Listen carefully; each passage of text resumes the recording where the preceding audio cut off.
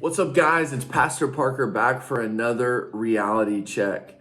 Well, I just first want to say I miss you guys so much. I hate that we haven't been able to be together on Wednesday nights. Make sure you're following Reality's social media and connecting with us every Wednesday night. We go live at 7 o'clock on Reality's YouTube channel. And also, if you're a gamer, make sure you get on the Reality Discord. We're looking at having another tournament soon, and we want to hang out with you guys in any way possible. As summer moves forward and things begin to open back up, we will be able to do more stuff together in student ministry. So make sure you're following us and paying attention for all those updates, because we cannot wait to be back together again. Well, I was reading through Matthew earlier, and I was reading through one of Jesus's most famous teachings, the Sermon on the Mount. And I got to a passage of scripture that I've read many, many times, but especially where we're at right now in America, it was a great reminder as a follower of Jesus, what's supposed to matter. And it's found in Matthew 22:37 through 39.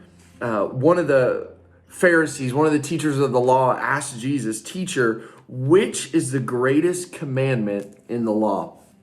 And Jesus replied, "Love the Lord your God with all your heart, with all your soul, and with all your mind."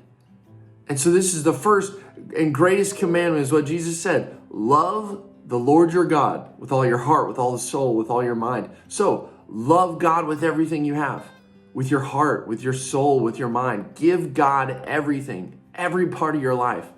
And let everything you do, everything you say, reflect your love for him. But then Jesus said something that was really counterculture, especially because in those days, there was a lot of tension between groups of people from different places and that looked different. Jesus said, "And the second is like it. Love your neighbor as yourself." Now, there's two words I want to look at in that phrase. The first is love. Jesus said, "Love your neighbor as yourself." And I think there's a reason that he used the word love and not just like or tolerate or accept.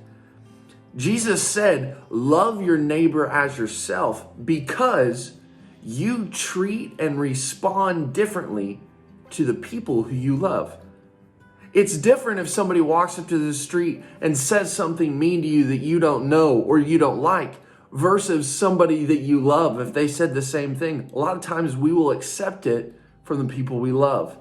But God says you should love your neighbor with the same love that you have for yourself. Now, the next is the word neighbor. Now, we know that if somebody lives next door to you, that's your neighbor, but that's not what Jesus was talking about. So who's your neighbor? That's a good question. See, a lot of times people like to qualify who is truly their neighbor. Now, they sure don't want people who look different than them to be considered their neighbor, people who believe different, people who aren't nice, people who think differently politically. But it's clear in Scripture that your neighbor is everyone. John 3:16, "For God so loved the world, he sent his only son, that whoever," so all who believe in him. See, Jesus, God's love is for all. God sent his son for everyone. And because his love is available for all, that means we must love everyone. Our neighbor is everyone. We must love everyone the way we love ourselves, regardless of what they look like, regardless of where they come from, regardless of what they say to you. It's one of our core values. Every soul matters to God. And so I want to remind you of this scripture and go back to it. If you find yourself treating people without love, so as tensions continue to rise in America, remember that your first role as a follower of Jesus is to love God and love him with everything you have. But second is to love others and to show that love. So let's love people to Jesus, and let's show them what it means to be loved and accepted by God.